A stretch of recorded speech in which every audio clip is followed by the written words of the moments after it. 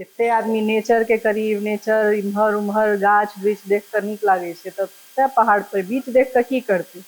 मुंबई में रह के समुद्र तो देखे रहल छियै, पहाड़ देखे के छलै।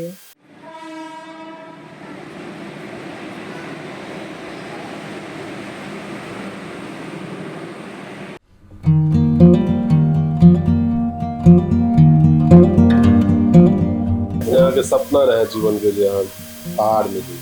हाँ जीवन के उद्देश्य छला जे हमरा पहाड़ पर जाके, तऽ अपन निकल गेलिए।